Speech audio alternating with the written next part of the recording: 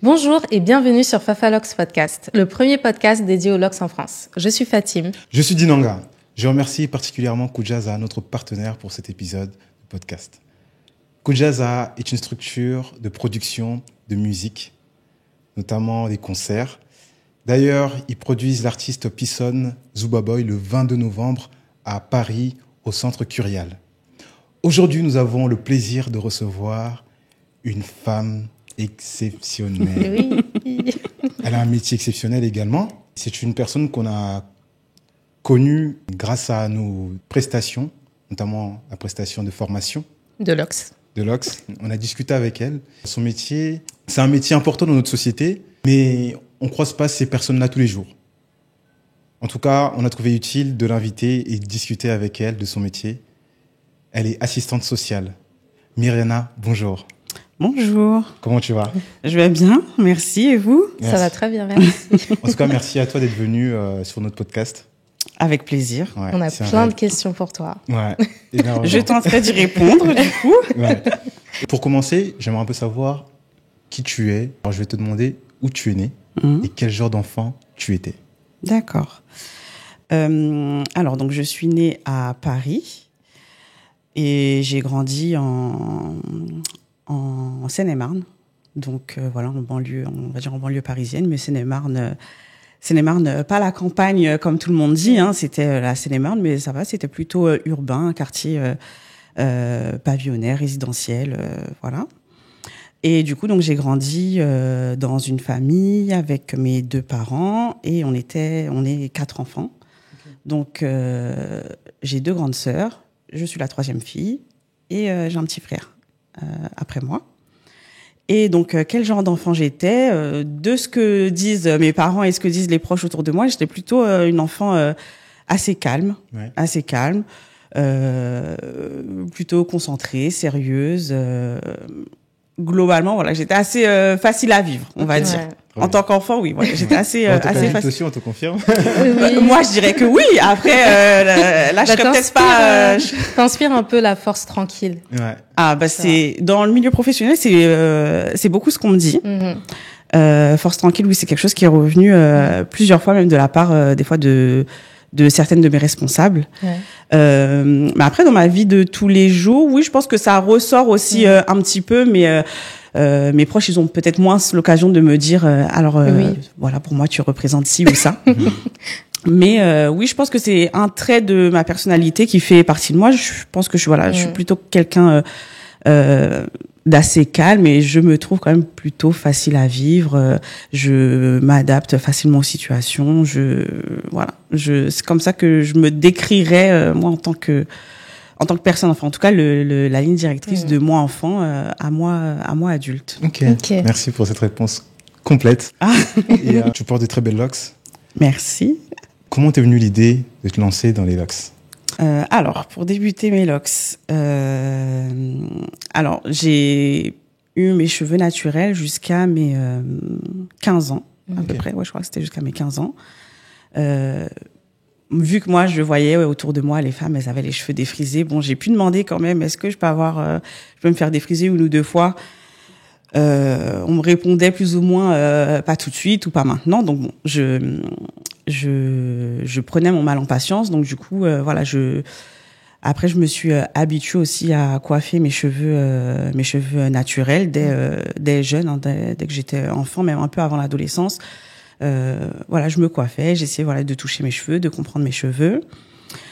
Et après, finalement, j'ai pu avoir droit à ce défrisage. Donc 15 ans, c'était au moment de l'entrée au lycée. Je me suis j'ai continué à me défriser peut-être 1 an et demi. Okay. Et après, je me suis dit, mais non, en fait, j'aime pas. Donc, je l'attendais, hein. Ouais. Et finalement, une fois que j'ai eu, je sais pas, le rendu que ça avait, ce que ça rendait sur mon visage, comment mes cheveux ils étaient, j'aimais pas. Voilà, comme si je me reconnaissais pas, comme si je trouvais que ça n'allait pas, que ça m'allait pas. Et je me dis, si ça m'allait pas, c'est que c'est peut-être pas fait pour moi et c'est peut-être le naturel qui est le mieux pour moi. Donc au bout d'1 an et demi, 2 ans, on va dire maximum, après j'ai arrêté de me défriser.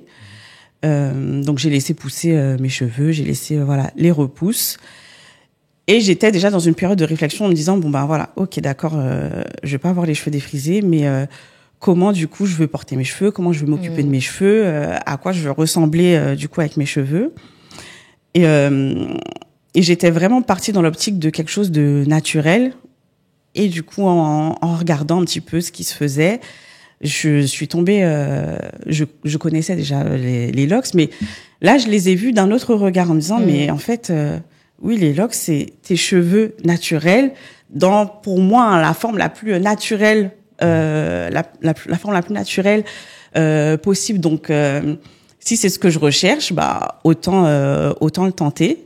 C'est dans quel cadre t'as vu les locks d'un œil différent cette fois-là? Je pense que c'était en me documentant, que ce soit des fois dans les livres ou même en regardant peut-être des films afro-américains ou en regardant sur Internet, puisque c'était aussi les débuts de YouTube et des chaînes où il y avait des filles qui commençaient à parler un petit peu de leur routine cheveux. Un peu le mouvement Nappy. Voilà.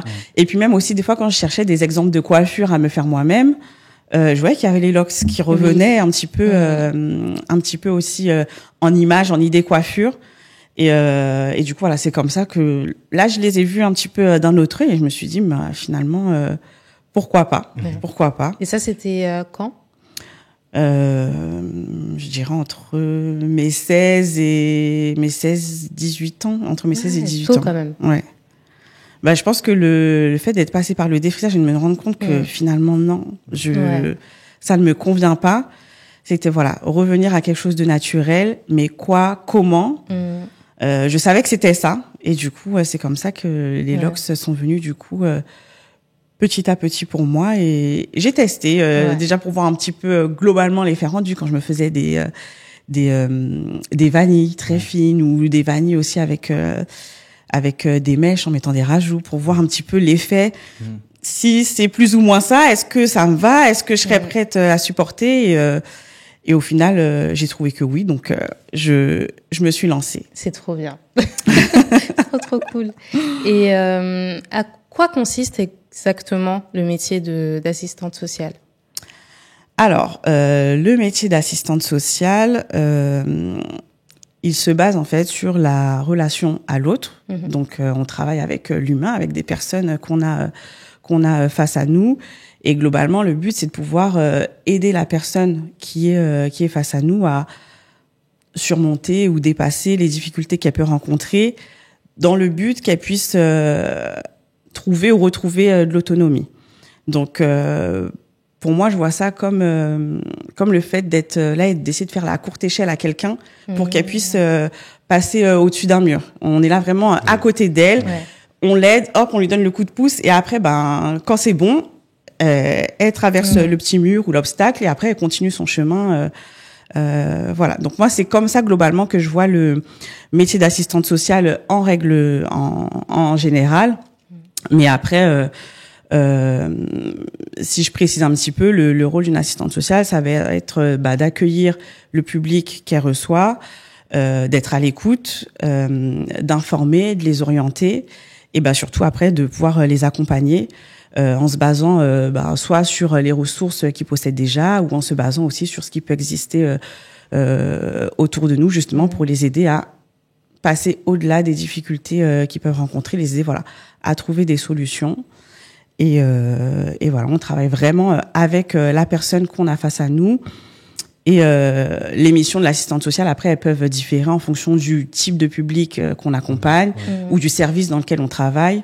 Mais c'est un métier qui est tellement riche et vaste. Avec le même métier, on peut faire des choses complètement différentes. Mais l'objectif d'aider la personne qu'on a face à nous reste le même, en fait. Ok, d'accord.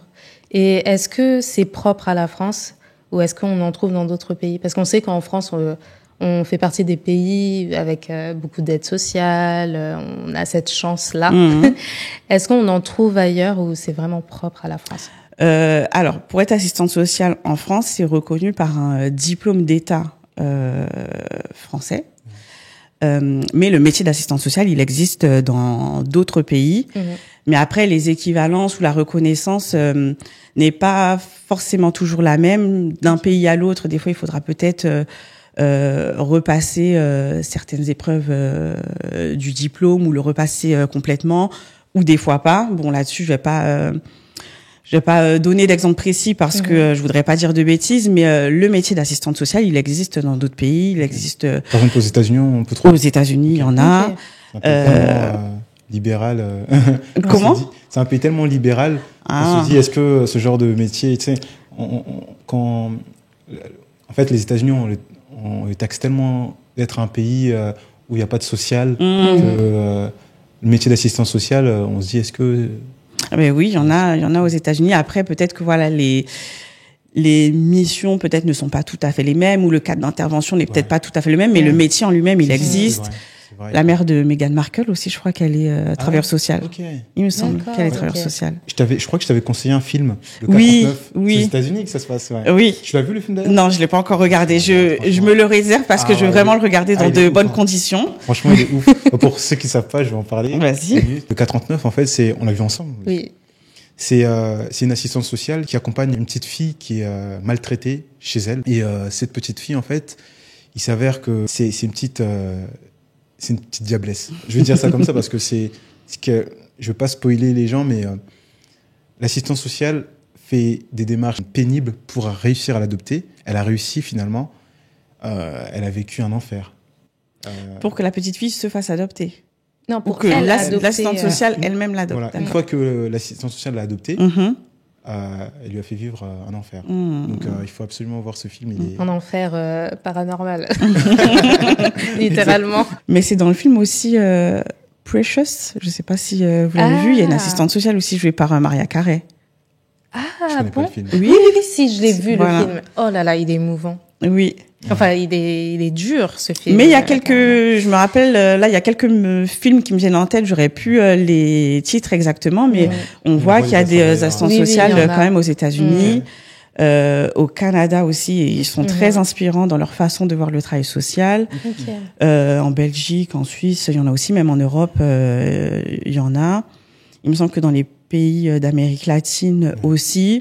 Mais voilà, je vais pas dire de bêtises, mais oui, ça existe en dehors de la France, mais en France, il est réglementé par le diplôme d'État. Okay. Tu fais assistante sociale dans un collège, dans un établissement scolaire aujourd'hui. Tu as été aussi assistante sociale en dehors du collège? Oui. Est-ce que tu peux nous parler de la différence entre ces deux univers? Je pense que la manière de travailler n'est pas la même. Pas du tout, non. Voilà. Est-ce que tu peux nous expliquer un peu c'est quoi la différence? D'accord. Ouais.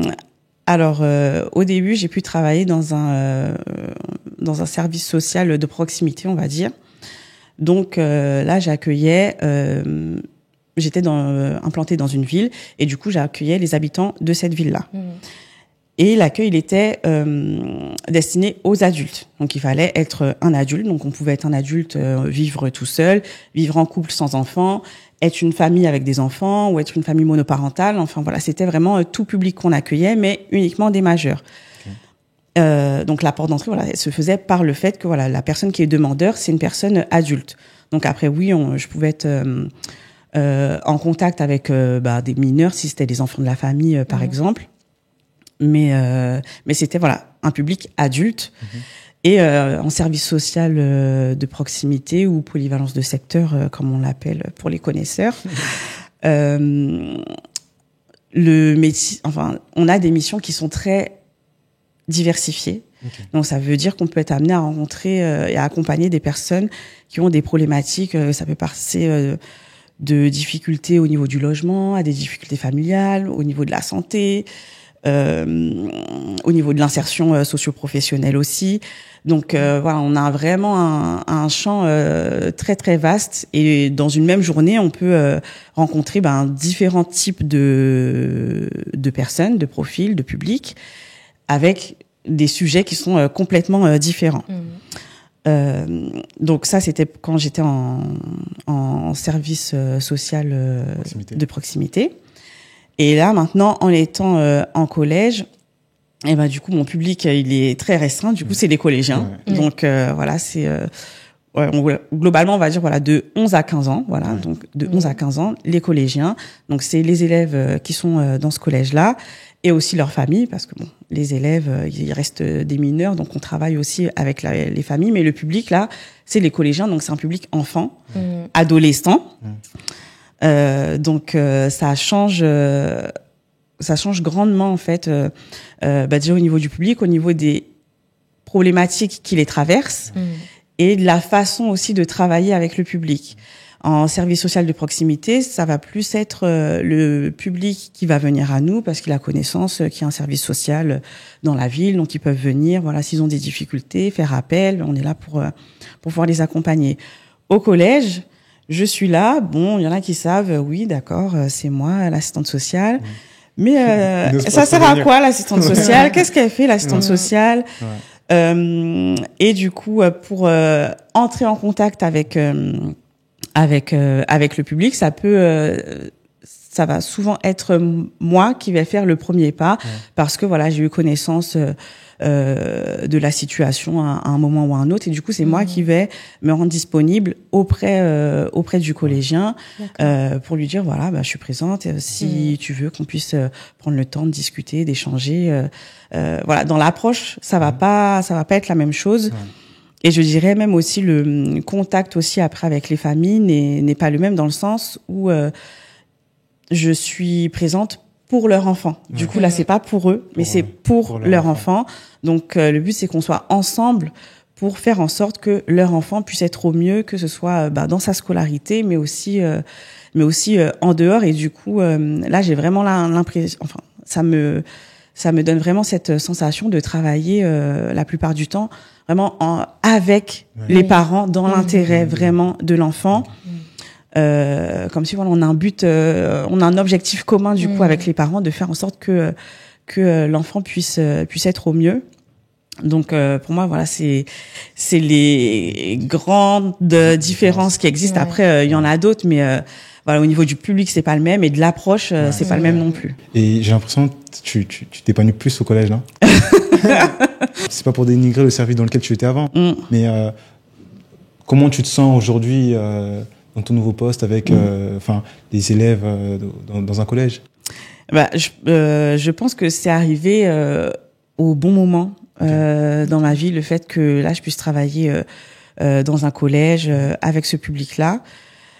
Ce qui est drôle, c'est que au début, même quand j'étais en formation d'assistante sociale, travailler avec un public enfant, je disais non. Je disais moi jamais je travaillerai avec les enfants. Je me sentais pas prête. Je me disais bon, c'est trop délicat. Je me sentais pas. Et finalement, effectivement, là, je suis au bon endroit, au bon moment dans ma vie. Là, j'ai l'impression que oui, c'est le meilleur travail du monde. Vraiment, je m'y épanouis vraiment, vraiment. Mais c'est pas pour autant que je m'y épanouissais pas quand j'étais avant. Mais je pense que voilà, après plusieurs années, j'avais fait plein de choses. J'avais pas fait le tour puisqu'on fait jamais le tour, mais voilà, j'avais fait plein de choses différentes. Et voilà, pour pouvoir me redynamiser aussi, me garder un petit peu en éveil et garder aussi cet épanouissement au travail, je pense que j'avais besoin de changement et être au collège, c'était vraiment le changement dont j'avais besoin. L'adolescence, c'est un âge un peu particulier où on peut être soit très renfermé, soit on peut vite s'ouvrir aussi. Est-ce que les élèves, ils osent venir te voir? Je dirais là de plus en plus, parce que là du coup on va dire que ça fait 2 ans que je suis dans le même collège, donc je commence à être un visage commun pour certains élèves. Ils savent voilà que je suis dans le collège, que j'en fais partie, donc la prise de contact elle peut se faire plus facilement là maintenant avec certains parce que du coup ils me voient dans leur quotidienneté. Donc oui, pour certains ils peuvent venir même si c'est juste pour me dire bonjour ou ça va, ou ils me croisent dans les couloirs et mais madame, on va discuter un petit peu voilà de tout et de rien sans que ce soit formalisé dans le cadre voilà d'un entretien dans mon bureau, parce que voilà je reste un adulte du collège à qui ils peuvent parler de tout et de rien. Donc pour certains oui ça peut se faire comme ça, mais c'est vrai que globalement pour vraiment faire l'accompagnement social auprès des collégiens, ça va plus être moi qui vais me mettre, qui vais faire le premier pas et me mettre à disposition pour me présenter à eux déjà, essayer de les mettre en confiance et engager la conversation. Et globalement, une fois que ça se fait, après c'est un petit peu la première rencontre où ils peuvent être pour certains un petit peu renfermés et après ça va se faire tout seul. Ok. Ok. Et les parents, est-ce qu'ils sont ouverts aussi? Est-ce que tu arrives à les mettre en confiance? Parce que, bon, on y viendra un peu plus tard, mais les assistantes sociales, elles ont, dans l'imaginaire collectif, on se dit que l'assistante sociale, c'est un peu la personne à éviter parce que, elle peut nous retirer. De foyer. C'est ça. Elle peut nous enlever nos enfants, etc. Ils font des signalements.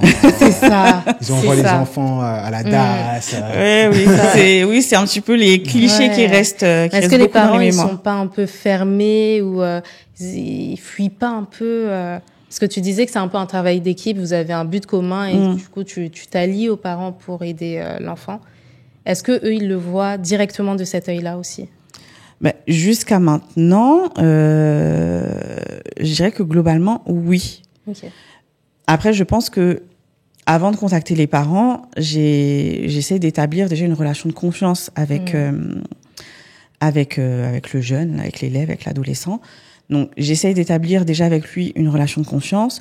Je le tiens informé en lui disant que là, je vais contacter tes parents parce que il y a besoin pour telle ou telle raison, qu'on puisse en échanger ensemble. Ou j'ai besoin aussi de leur transmettre ces informations-là te concernant. Et du coup, après, je pense que ça passe dans la façon dont je vais me présenter et aborder les choses auprès des parents, où ils vont se rendre compte que peut-être que moi, en tant qu'assistante sociale, je suis un tiers auprès de l'enfant, mais que justement je veux pas travailler contre eux ou aller à leur rencontre ou parce que du coup je me mets en lien avec vous et du coup je vous dis clairement les choses telles qu'elles sont pour qu'on puisse travailler ensemble pour l'enfant. Donc je pense que c'est aussi beaucoup dans la façon de présenter les choses aux parents qui se rendent compte que d'accord, mais limite des fois il y a des parents qui me disent merci de m'avoir informé, merci de m'avoir appelé, du coup je vais essayer de discuter avec mon enfant ou je vais être plus vigilante, si vous voyez quelque chose n'hésitez pas à me rappeler. Et pareillement, donc au contraire, je pense que des fois ils se rendent compte que un œil extérieur c'est là pour leur mettre la lumière un petit peu sur des choses que quand ça fait partie quand on vit quotidiennement avec l'enfant, peut-être que on le voit pas, ou on n'a pas connaissance, on n'a pas forcément conscience. Mais là, c'est de rapporter, pas pour dire vous faites bien ou vous faites pas bien, mais c'est de dire ça questionne. Est-ce qu'on peut y réfléchir? Est-ce que on peut essayer de faire en sorte ensemble que ça puisse se passer mieux. Donc je pense que c'est vraiment par rapport à l'approche qu'on fait auprès des parents et la plupart du temps ça se passe très bien jusqu'à présent. Ok. On va en revenir un peu à tes locks. Oui. Quel type de départ est-ce que tu as fait? Alors pour mes locks, j'ai commencé par des twists. Ok. J'ai twisté du coup mes cheveux au fur et à mesure jusqu'à ce que ça puisse devenir des locks. Et là, t'as combien de temps de locks? Là maintenant, ça fait 11 ans. 11 ans que je porte ces locks-là. Trop bien. Trop bien. Tu t'es formée chez nous? Oui. Au crochet broderie? C'est ça. Maintenant, tu sais entretenir les locks au crochet broderie? Je m'exerce toujours, oui. Toujours oui, je m'exerce toujours. C'est très bien. C'est la répétition est la meilleure des sciences, comme on dit. Qu'est-ce que tu en as pensé de cette formation? Comment est-ce que tu l'as trouvée? Aujourd'hui, est-ce que, bien que tu t'exerces, est-ce que tu es contente des acquis que tu as eus? C'est vrai que c'est ton frère qui t'a offert pour ton anniversaire, je crois. C'est ça. C'était l'idée de mon frère, mais ça a été un cadeau commun avec plusieurs membres de ma famille. Mais oui, ça a été l'idée de mon frère de m'offrir cette formation pour que justement je puisse je pense que la finalité ça peut être ça, mais avec mon frère il faut justement que je lui montre vraiment je maîtrise pour après pouvoir toucher. Donc c'est pour ça il faut que je m'exerce encore. mais oui, du coup donc la formation que vous proposez, je l'ai trouvée vraiment hyper complète, que ce soit au niveau de la théorie, d'abord dans un premier temps, le petit temps d'échange, et personnalisé aussi, puisque du coup c'était de comprendre un petit peu, de savoir un petit peu moi où j'en étais, qu'est-ce que je faisais, quelle habitude j'avais avec les cheveux, avec les locks, pour après vraiment répondre aux besoins, on va dire, que je pouvais avoir. Donc, la formation, je la recommande à 100% pour ceux qui seraient intéressés. Et du coup, voilà, je continue de m'exercer. Les conseils qui m'ont été prodigués, apparemment ça fonctionne, hein, puisque j'arrive du coup chez moi après à refaire, à réparer. Donc j'y arrive. Je prends du temps, mais j'y arrive. Donc voilà, en m'exerçant, peut-être que voilà, mon geste sera plus précis, je gagnerai en rapidité, mais en tout cas, je suis vraiment satisfaite d'avoir pu faire cette formation parce que c'est vrai que c'est une technique que je maîtrisais pas et qui m'intéressait, même si c'est pas pour que je puisse la pratiquer sur moi personnellement, mais j'aime bien la technique en me disant que voilà, on essaye de respecter aussi quand même le cheveu.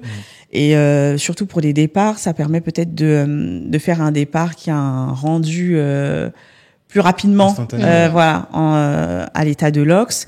Et pour les réparations aussi, on n'est jamais à l'abri. Je pense que voilà, que ça puisse arriver. Donc c'est pour ça que je la trouve intéressante cette pratique-là, et vraiment je suis ravie d'avoir pu faire cette formation. Trop bien, merci Myriana.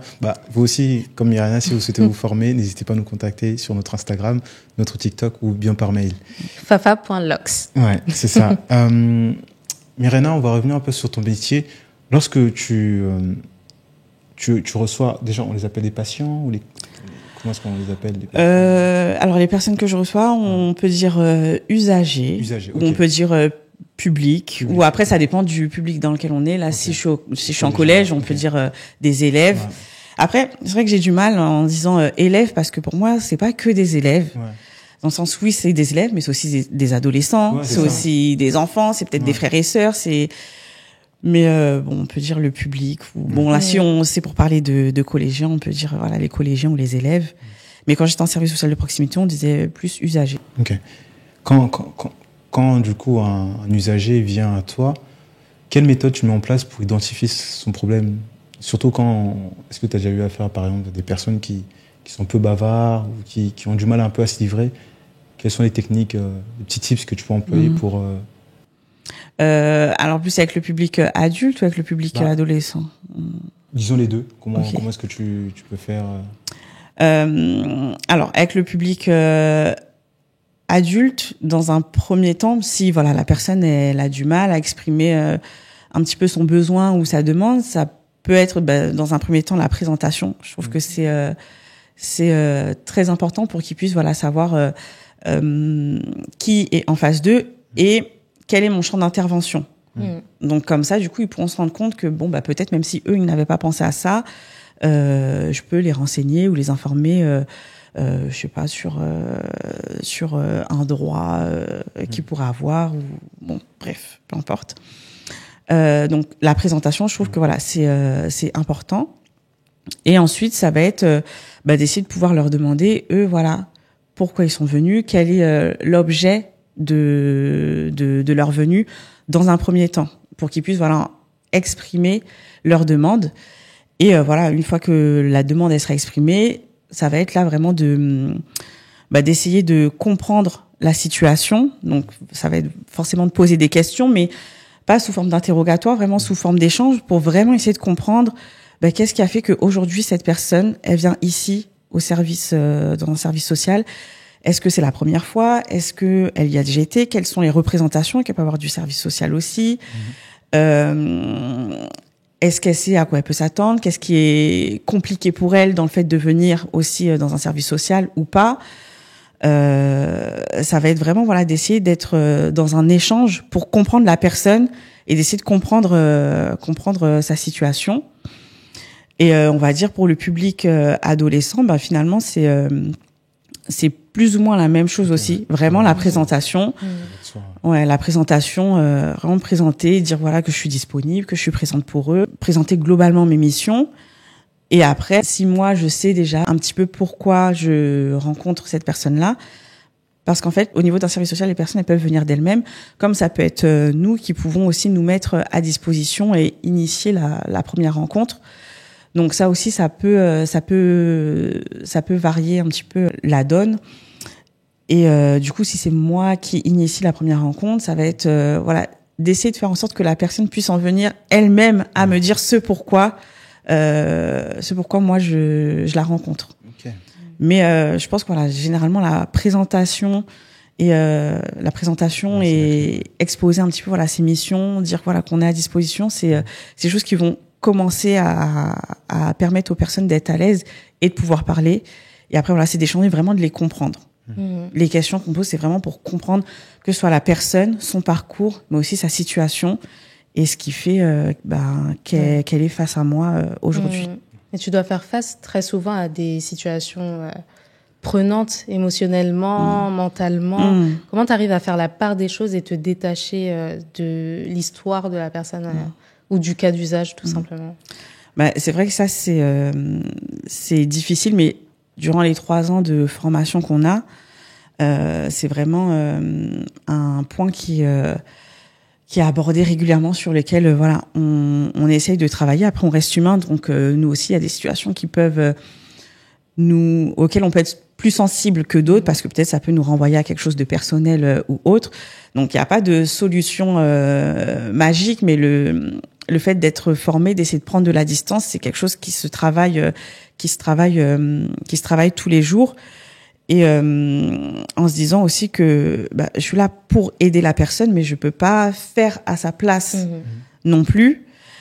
Et donc je vais me donner les moyens, je vais faire comme je peux pour l'aider, pour faire avec elle, mais je peux pas faire à sa place. Donc il y a des fois, parfois pour certaines situations, des choses qui relèvent pas de moi ou que de moi. Donc du coup, il faut pouvoir l'accepter, justement pour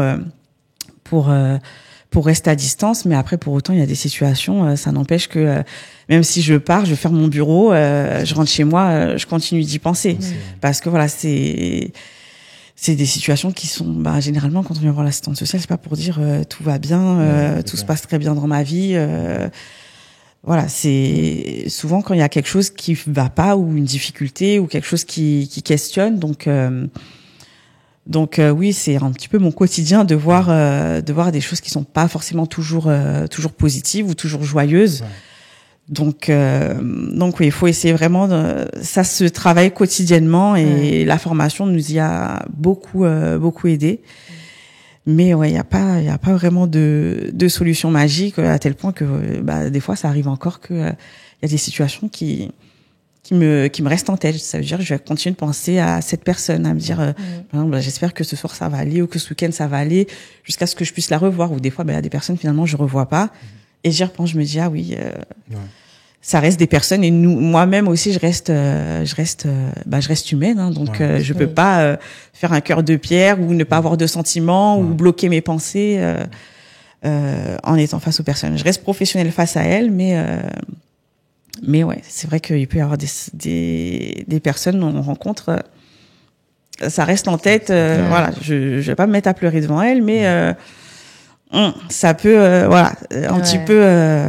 Justement, est-ce que tu as des anecdotes à nous partager, que ce soit au collège ou dans ton ancien service, des situations où tu t'es écouté la personne?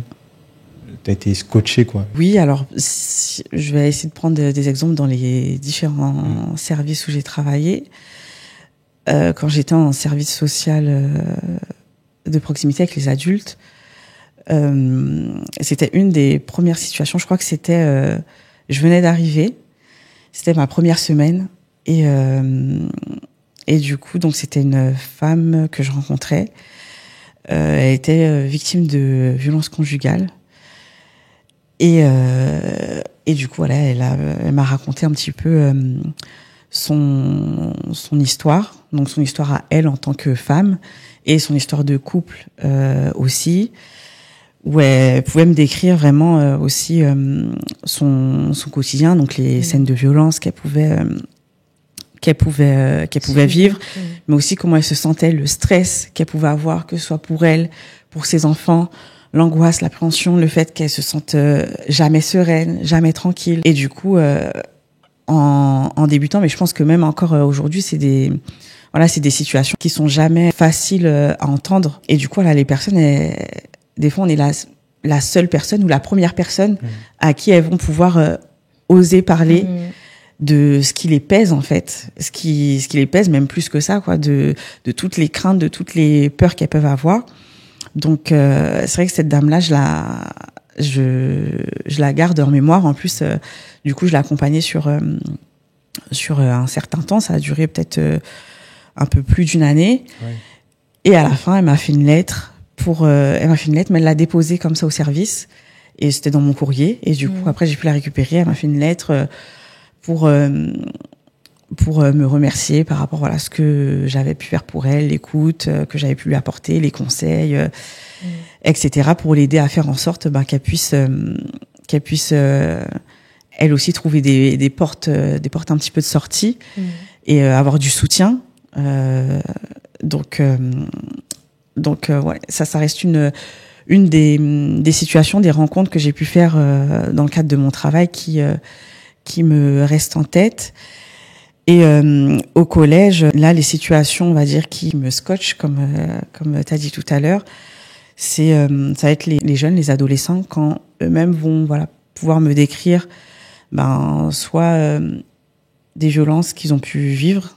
Donc il y a eu un moment une élève qui a pu être victime d'une violence sexuelle. Et la situation, ça a été compliqué, puisque du coup, elle en a parlé.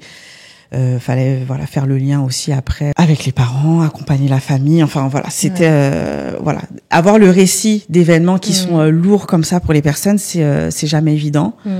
Ou ça peut être aussi des élèves qui décrivent leur quotidien. Oui, ça peut être violent à la maison. Eux-mêmes aussi peuvent faire l'objet de violences. Donc c'est les situations qui sont pour moi vraiment les plus marquantes. Ouais. Et est-ce que tu peux dire que tu portes aussi une casquette psychologue d'une certaine façon?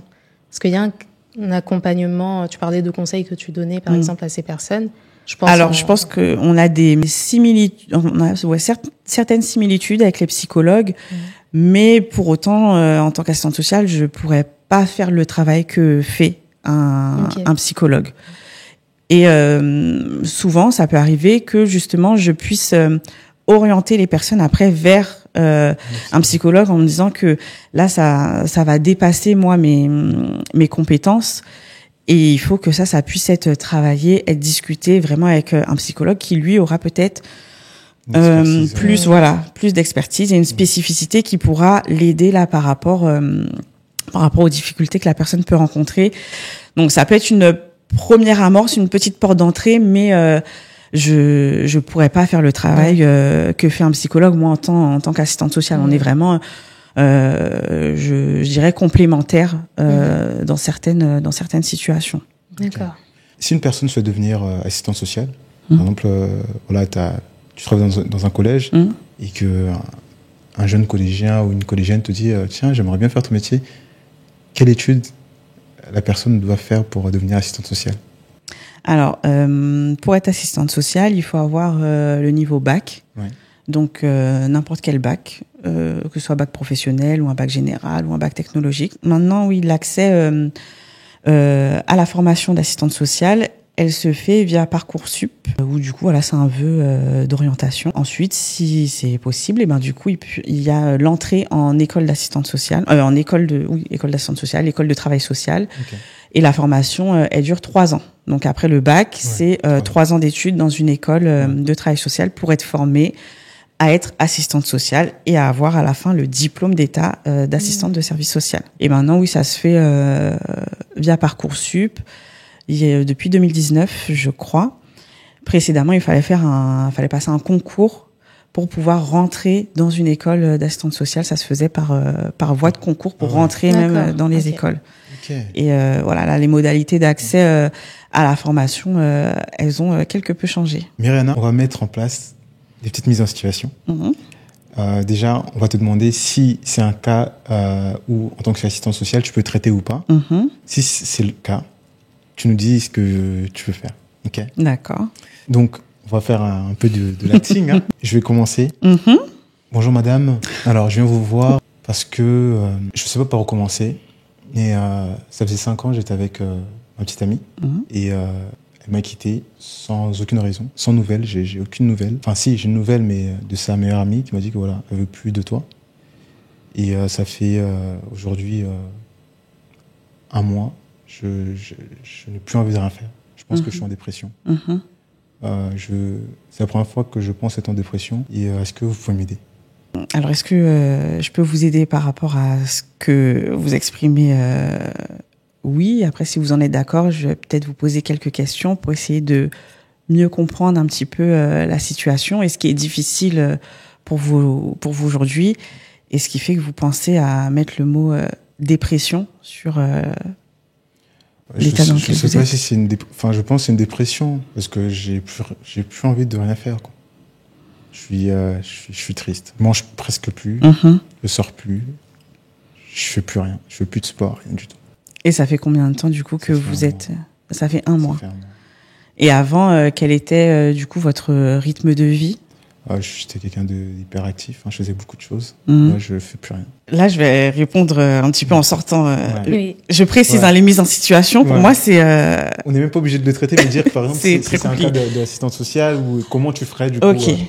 Alors, je pense pour ce type de situation, justement, je pense que j'essaierai de comprendre globalement un petit peu, avoir un petit état des lieux de la situation. Et pour moi, ce serait une situation peut-être à orienter justement vers un autre professionnel de type psychologue, justement. Et mais après, même ce travail-là, des fois, pour certaines personnes, se dire que accepter d'aller vers un autre professionnel de type psychologue, pour certains, ça peut être difficile. Donc, pour autant, moi, en tant qu'assistante sociale, ça pourrait être justement d'accompagner la personne vers ce professionnel-là, d'essayer peut-être de le mettre en confiance ou de déconstruire un petit peu les représentations qu'il peut avoir par rapport à cette profession pour qu'il puisse comprendre pourquoi là un psychologue peut être un professionnel adapté par rapport à sa situation. Donc voilà, là le fait de mettre le mot dépression, je pense que ça relève d'un autre champ. Après, c'est pour ça que je pense qu'il faudrait discuter un petit peu pour avoir un état des lieux. Si là il y a plus du tout de contact avec la personne, peut-être que une médiation ça n'aurait pas forcément de sens, mais ça pourrait être ça aussi si il y a un différend dans un couple, d'orienter peut-être vers de la médiation, vers du conseil conjugal si ça peut être possible.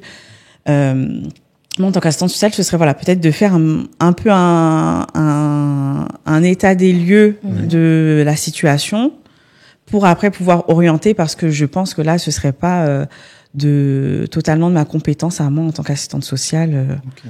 Après tout dépend du service dans lequel on est, pourquoi la personne elle vient me voir moi, mais au vu de ce que tu as dit là brièvement, moi je me dirais plutôt il faudrait peut-être aider la personne justement à aller vers un autre professionnel qui serait adapté. Ok. Deuxième situation, c'est toi qui fais? Oui. Je suis élève de 5e.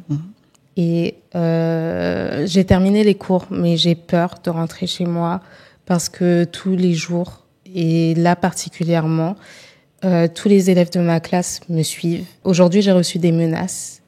Et j'ai peur de sortir du collège parce qu'ils m'attendent dehors. Et je sais pas quoi faire. Et ça fait longtemps que ça dure. Et là, aujourd'hui, j'ai vraiment pas envie de sortir du collège. D'accord. Pardon, si tu peux du coup répondre en étant extérieur, sortir, comment est-ce que tu ferais? Oui, d'accord. Pas rentrer dans l'action. Oui, ok. Alors là, par rapport à ce que tu décris, c'est typiquement une situation qui peut arriver au collège. Je peux complètement être face du coup à un élève qui rapporte ce type de propos, le fait d'avoir peur de sortir du collège, d'avoir peur d'être face à d'autres élèves, de subir des menaces, qui peut être aussi du harcèlement. Donc là, ça va être déjà dans un premier temps de permettre à l'élève qu'il puisse réellement raconter, expliquer du coup ce qui se passe, les menaces, c'est quel genre de menaces, est-ce que c'est toujours les mêmes élèves, est-ce que c'est des élèves différents, la peur de rentrer chez lui, est-ce que c'est tous les jours, d'essayer de comprendre aussi comment ça s'inscrit pour l'élève en lui-même, est-ce que c'est aujourd'hui parce qu'il s'est passé un événement particulier, ou est-ce que c'est une peur qu'il a depuis depuis plusieurs jours, voire plusieurs semaines, plusieurs mois ou plusieurs années. Et après, ça va être déjà de féliciter l'élève à avoir eu le courage de pouvoir en parler, d'avoir interpellé un adulte, de ne pas être resté seul avec cette peur ou avec les angoisses qu'il peut ressentir. Et ensuite, en étant au collège, je travaille pas seule non plus. Donc il y a d'autres adultes. Donc ça va être de savoir est-ce qu'il en a parlé peut-être à d'autres adultes, est-ce qu'il y a d'autres adultes qui sont au courant ou pas. Et après là de le protéger dans l'immédiateté. Donc si là la difficulté c'est de rentrer au collège, de sortir du collège ce soir, voilà, ça va être d'assurer sa sécurité. Et là peut-être du coup à ce moment-là se mettre en lien peut-être avec les CPE pour voir au niveau de la sortie du collège, est-ce qu'il y a un attroupement, est-ce que c'est dégagé, est-ce que les élèves en question ils sont présents ou pas. Donc ça va être dans l'immédiat, mais après il y aura tout le travail derrière d'essayer de voir vraiment la peur, comment il l'a décrit et comment nous au collège et aussi à l'extérieur. Donc là ça va être le fait de contacter ses parents aussi pour pouvoir l'informer, ce que traverse votre enfant. Au collège, c'est difficile pour lui. La peur qu'il a, je pense que ça le quitte pas une fois qu'il sort du collège. Donc, c'est de travailler aussi avec les parents pour qu'on soit tous ensemble autour de l'enfant. Et après, bien entendu, ça va être de pouvoir identifier aussi les personnes qui menacent cet élève-là. D'être dans un échange aussi avec eux. Après, ça peut prendre différentes formes. Soit ça peut être un échange, soit ça peut être transmis directement soit un CPE, soit un chef d'établissement pour que l'échange puisse se faire d'une façon ou d'une autre. Mais dans l'immédiateté, ça va être de protéger l'élève et après de continuer de l'accompagner, lui, mais aussi de pouvoir agir auprès des autres élèves qui le font se sentir en insécurité.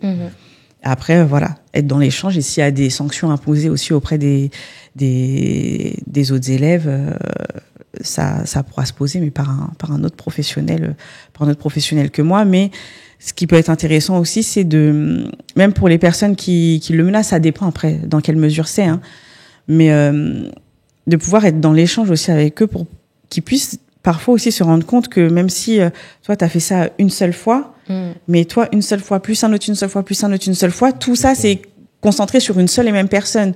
Donc même si toi c'était une seule fois, t'as aussi un rôle à jouer dans tout ça.